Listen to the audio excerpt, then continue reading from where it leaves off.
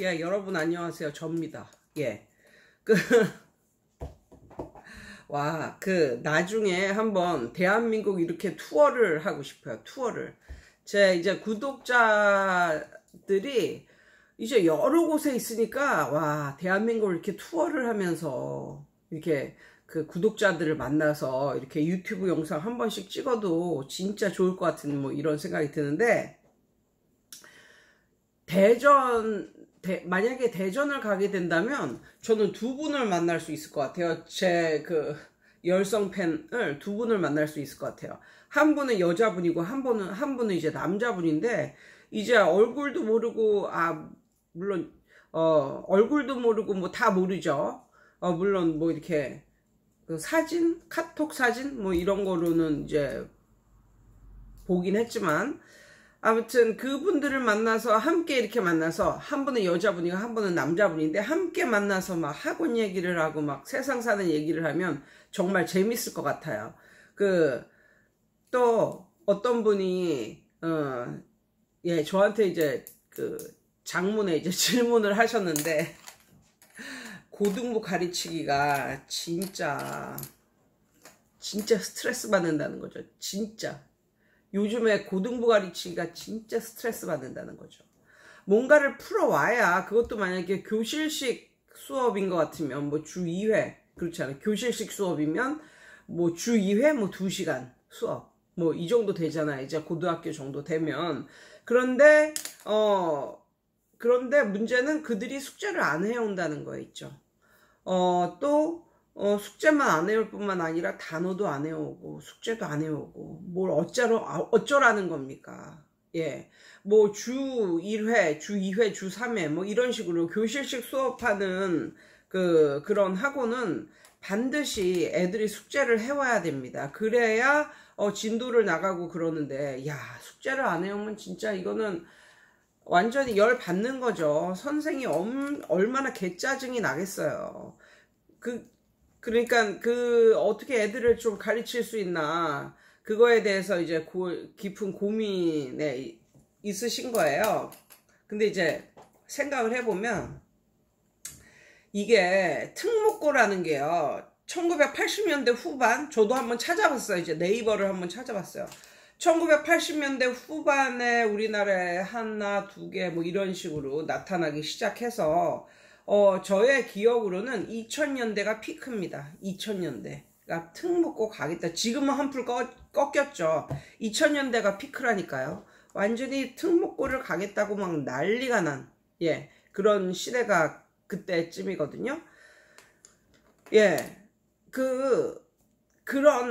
요즘에는 고등학교도 특목고 가고 뭐 자사고 가고, 정말 요즘에는요 너무너무 특별한 그런 고등학교가 많아졌고, 조금 공부 잘한다 싶으면 벌써 중학교 때서부터 이렇게 다른 사람들과 단절된 세상에서 자기네끼리만의 리그를 하며 산다니까요. 그러니까 저 어렸을 때만 해도 특목고니 뭐니 이런 데가 거의 없었어요. 그래서 대한민국의 모든 학교에서 다 서울대 가는 학생들이 숫자가 뭐 몇십 명인지 몇 명인지 그 차이지 다 나왔었어요. 대한민국의 어디에 있는 고등학교건 서울대 뭐 이런 서울대를 들어가는 학교는 다 나왔었어요. 그 말은 뭐냐면, 우리 가까이에 그렇게 잘하는 애들이 항상 있었다는 말이에요.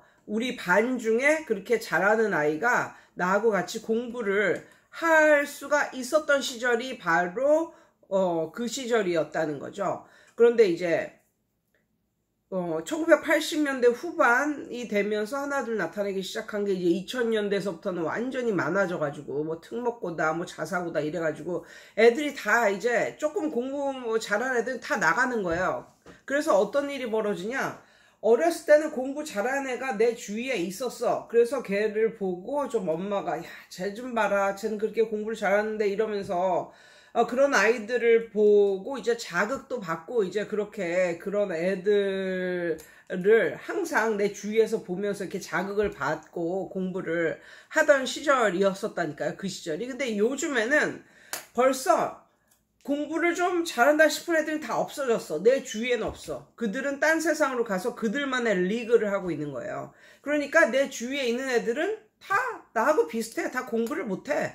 뭐 이런 애들끼리 사니까 뭐 자극도 안 되고, 그래서 아무리 생각해봐도 요즘은 옛날보다는 대학 가기가 쉬워졌거든요. 그런데도 불구하고 뭐 요즘에 다 그렇잖아요. 뭐 서울에 있는 대학만 가도 대박이다. 아니면 서울 경기까지만 들어가도 대박이다. 이건 잘하는 거다. 뭐 이런 식으로 엄마들끼리도 뭐 그렇게 말을 하고 있는데, 과연 그럴까? 과연 점점 그러면 뭐 점점 그게 대학 들어가기가 힘들어졌나 이렇게 생각을 해보면 그런 것 같지도 않아요. 그리고 요즘에 애들 보면 뭐 먹을 거 다 먹고 잘 거 다 자고 옛날처럼 막 밤을 새워서 뭐 공부를 하고 뭐 그런 애들도 거의 없어.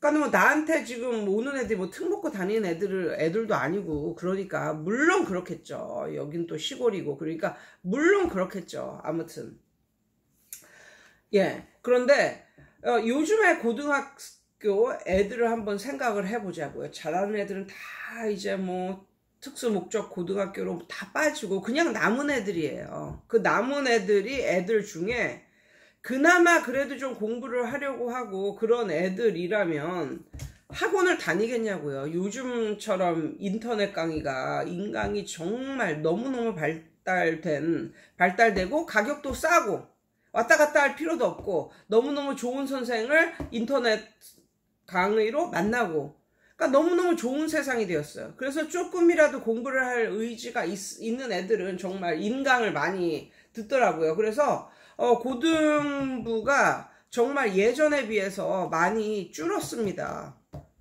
잘하는 애들은 이제 더 이상 막 좋은 학원 뭐 이런 데를 찾아가서 듣지를 않는다는 거예요. 그들이 옛날 같은 경우는 좋은 학원에 좋은 선생이 있었어요. 그래서 거기를 가야만이 그 선생의 강의를 들을 수가 있으니까. 그러니까 애들이 그냥 막 가는 거죠. 근데 지금은 그런 세상이 아니에요. 막 유튜브를 보면 공짜로도 막 가르쳐주고, 아니면은 정말 몇만 원 안 되는 그런 금액을 내면 그 선생의 강의를 들을 수가 있어.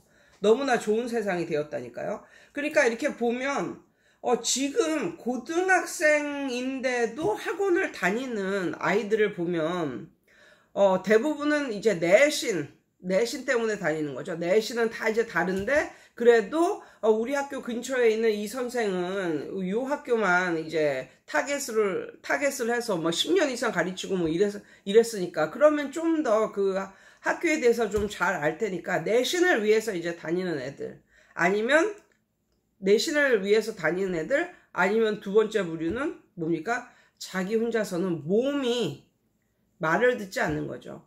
생각은 아침 일찍 일어나서 막 뭐 공부하다가 학교 가고 뭐 밤늦게도 공부하고 이러고 싶은데 몸이 안 따라주는 거예요. 의지가 안 되는 거예요. 자기 몸이 자기 생각대로 가주지를 않는 애들이죠. 미쳐버리는 애들이죠. 미쳐버리는 애들.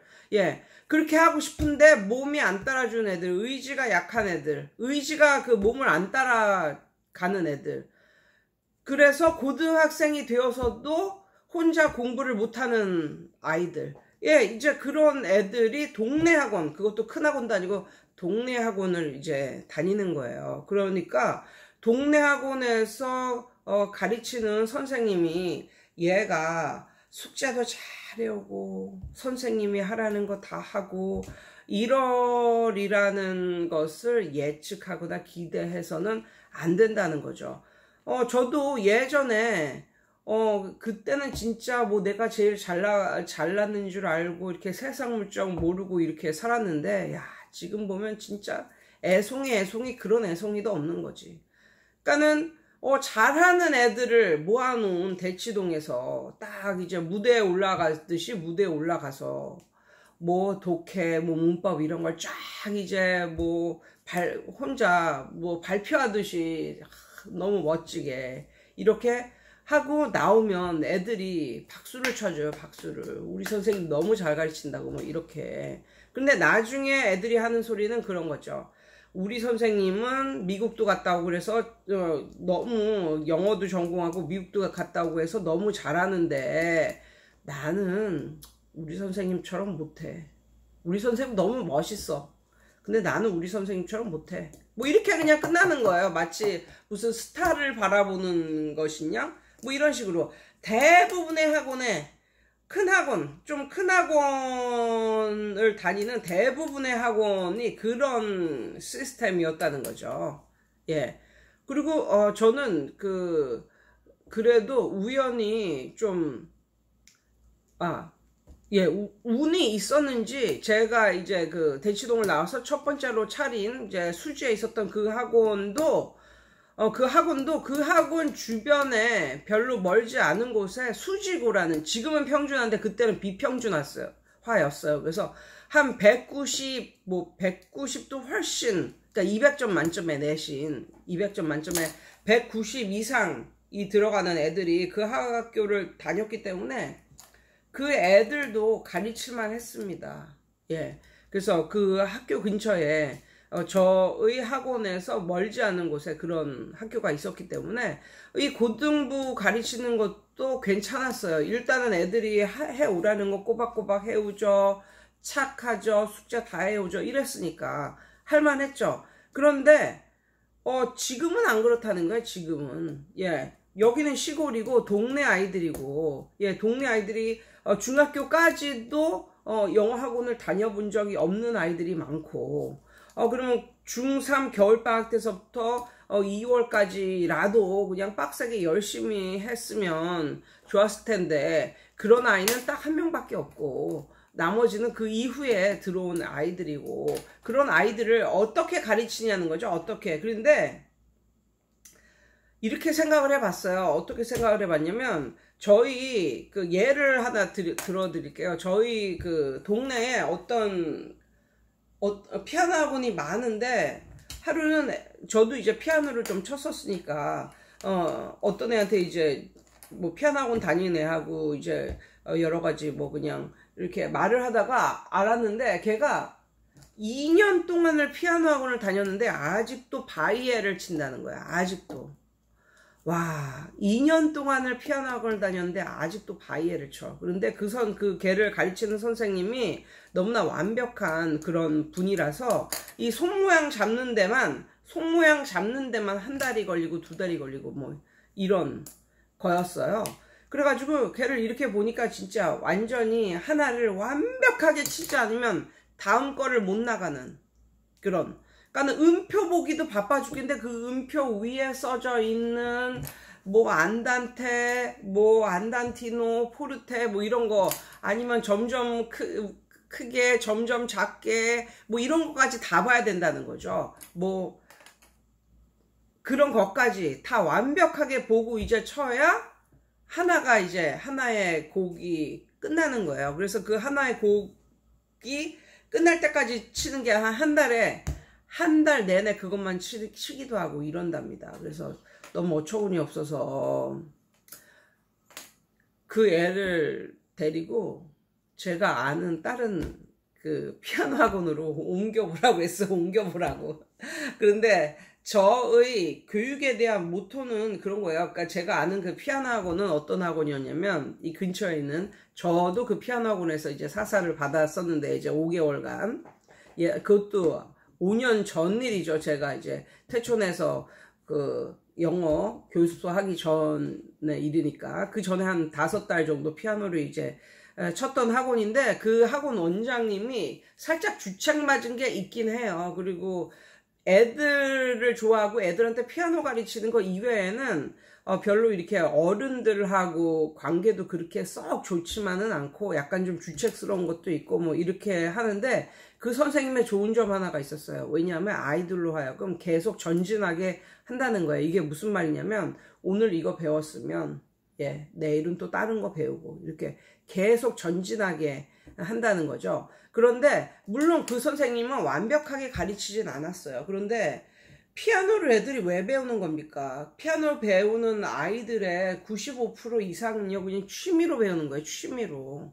예. 그래서 집에 무슨 행사나 이런 거 있으면, 예를 들어서 누구 뭐 생일이다 그러면 생일 축하합니다 이런 걸 좀 치고, 그 다음에 집에 또 무슨 무슨 행사나 뭐 이런 게 있으면 엄마 아빠 형제들 이제 앉아 있는 데에서 좀 기분 좋게 좀 어떤 뭐 소곡집이나 이런 것도 쳐주고, 아니면 엘리제를 위하여 이런 것도 쳐주고, 엄마 아빠가 무슨 음악을 듣는 귀가 있어 그냥 비슷하게 치면은 엄마 아빠는 좋아하죠. 그러니까는 애들의 피아노를 배우는 아이들의 95% 이상은 다 그냥 취미로 그렇게 배우는 건데, 그 취미로 배우는 애들을 마치 피아노 콩쿨 대회 나가는 애들 마냥 그렇게 그냥 완벽하게 가르치려고 하면 아이들이 전진을 못하는 거예요. 진도가 나갈 수가 없는 거예요. 그러니까 그냥 2년이 지나도 바이엘을 치고 있죠. 근데 그 학원이 뭐 이렇게 선생이 뭐 완벽하게 완벽하게 뭐 가르치고, 뭐 선생님 뭐 학벌이 뭐 괜찮고 뭐 이런 식으로 해서 엄마들이 선호를 하는 그런 곳이었었는데, 저는 약간 좀 반대로 이제 생각을 했어요. 근데 영어라는 것도 마찬가지인 것 같아요. 그러니까는 아이가 못하는데 그것에 대해서 완벽을 추구한다는 건 그냥 너는 진도 나가지 말아라, 넌 전진하지 말아라 라는 것과 비슷하다고 생각을 하거든요. 그러니까는 지금 그런 동네에 있는 그런 고등학교 애들이 공부를 잘하겠습니까? 그런 아이들이 그냥 동네하고 노는 거예요. 근데 그런 아이들이 동네하고 노는데 그런 애들을 붙잡고 너는 일주일에 2번 오니까 한 번 올 때 한 60단어 외워와라, 그리고 단어 시험지도 그냥 빽빽하게 만들어가지고 한 단어라도 놓치지 않을 거예요. 뭐 이런 식으로 열심히 선생님이 단어 테스트를 이제 만들었단 말이에요. 그럼 딱 오면 애들한테 그걸 딱 보여. 그러면 애들이, 공부를 안 한 애들이 그걸 맞겠습니까? 그럼 선생님은 속이 터지는 거죠. 막 쌍욕을 하고 싶고 막 속이 터지죠. 근데 그걸 이제 참고, 이제 단어 시험이 이제 다 끝났어. 이제 그럼 이제 모의고사 풀을 시간이 이제 된 거야. 그럼 모의고사 이제 풀어와야지. 어떻게 학원에 와서 푸냐고. 일주일에 2번밖에 안 오는데 집에서 다 풀어와야지. 그런데 집에서 안 풀어온다는 거죠, 애들이. 그 애들이 풀어오겠냐고요. 의지가 생각을 안 따라가는 애들이라니까요. 몸이 말을 안 듣는 애들이야. 그러니까 정말 한심한 거죠, 선생님 볼 때는. 단어도 안 외워와, 모의고사도 안 풀어와, 뭐 독해 숙제도 안 해와. 그러니까 미쳐버리는 거죠. 그냥 너무 한심한 거지, 너무. 이것들이 왜 이런가? 나는 왜 이런 쓰레기 같은 아이들만 가르칠까? 그렇게 생각하시는 거죠. 그래가지고 저는요, 시골에서 학원을, 교습소를 차릴 때서부터 그냥 오기만 해라. 오기만 하면 여기서 그냥 공부시키고 그냥 집에 보낸다. 뭐 이런 주의였습니다. 그래서 이제 그 해법 프랜차이즈를 들어서 이제 한 거예요. 이제 초등학생은 이제 그렇게 하고, 중학생이 되면요, 초등학생은 하루에 1시간씩 합니다. 근데 중학생은 하루에 80분을 해요. 하루에 80분을. 매일 월화수목금 죽도록 시키고, 만약에 빠지기라도 하면 토요일에 불러서 시키거나 아니면은 2배로 공부하는 거예요. 그러면 3시간을 공부를 시키는 거죠, 하루에. 만약에 한 번이라도 빠지기라도 했으면.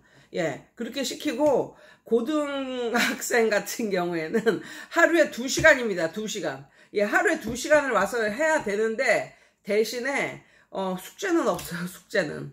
숙제가 없으니까, 애들이 오기만 하면 되니까 애들이 오는 거예요. 그래서 이제, 그렇게 수업을 하는데, 단어 같은 경우도, 물론 옛날에 대치동 시절이나 뭐, 이렇게 잘 나갔던 그런 시절에는 애들이 말도 잘 듣고, 이제 그런 아이들 가르쳤던 시절에는 뭐, 100단어도 보고 뭐 이랬죠. 60단어가 기본이고 100단어도 보고 이랬단 말이야. 그럼 그 애들은 정말 열심히 외워온 애들이니까 쫙 그냥 수업이 시작하면, 시험 용지를 딱 주변에 쫙 아주 그냥 조용히 앉아가지고 아주 열정적으로 이제 쓰고, 이런 모습이 정말 아름다워 보이죠. 그런데 요즘 고등학교, 그것도 동네 학원을 다니는 고등학생들은 안 그렇다는 거예요. 적어도 우리 동네는 안 그렇다는 거예요.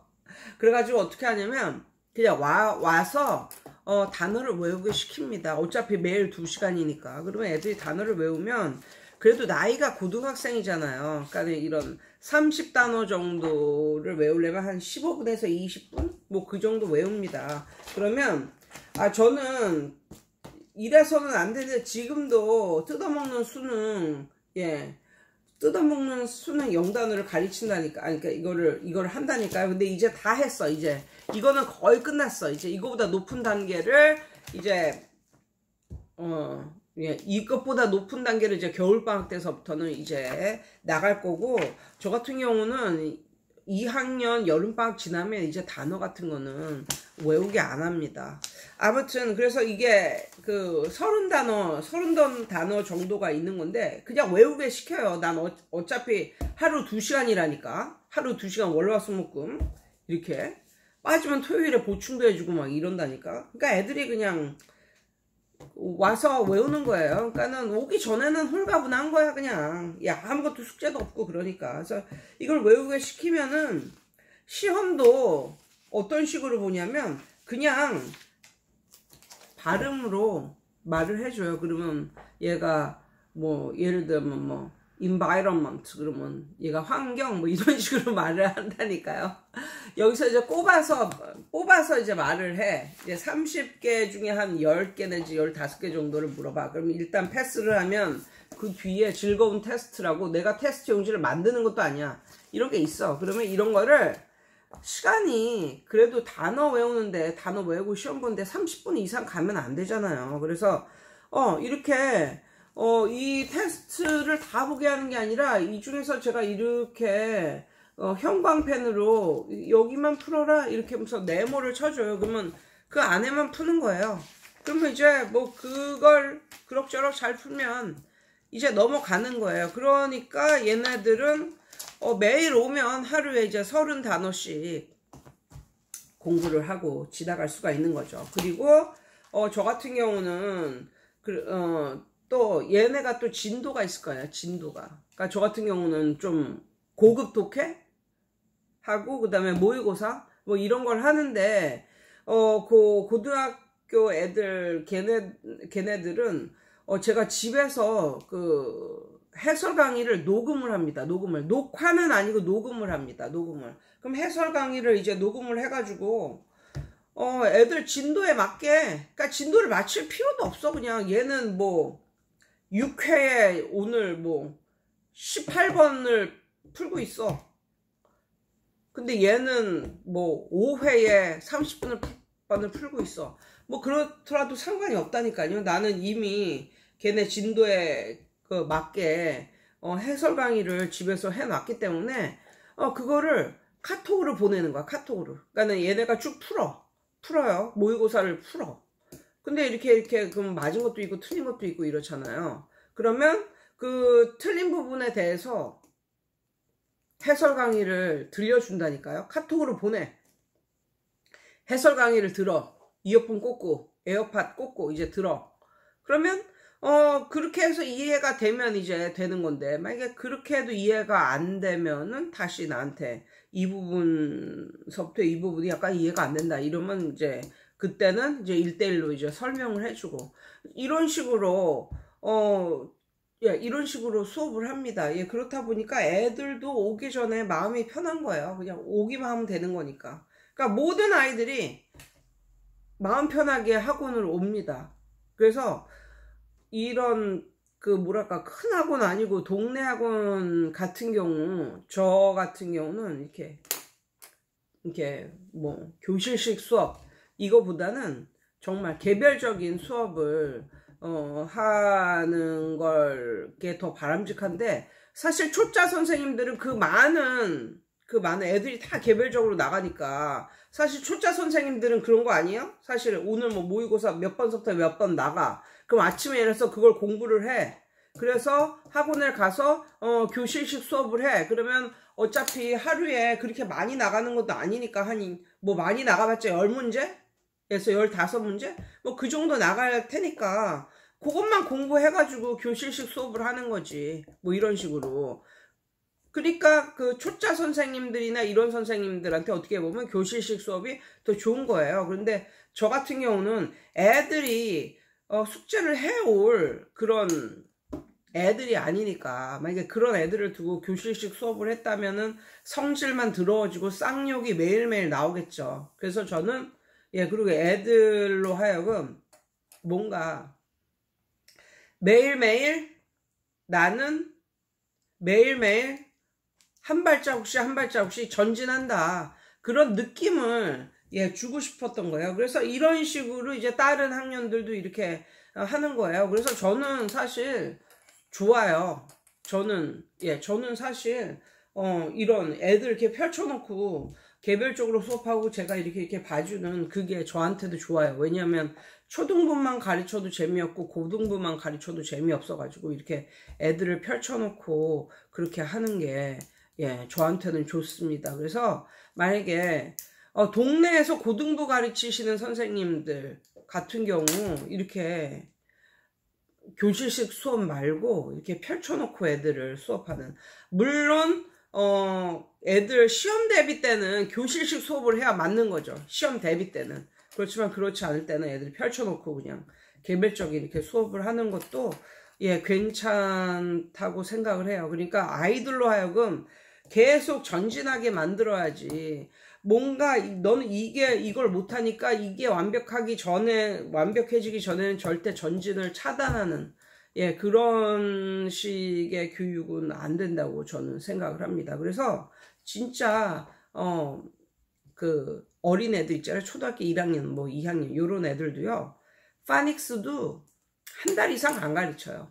한 달 이상 안 가르치고 반드시 파닉스 띄면 쇼트 스토리라도 외우게 시키거든요. 그러면 얘네들이 뭐 한 달 파닉스 한 애들이 그걸 잘 읽겠어. 그래서 어떤 애들은 막 한글로 막 위에다 써놓는단 말이에요.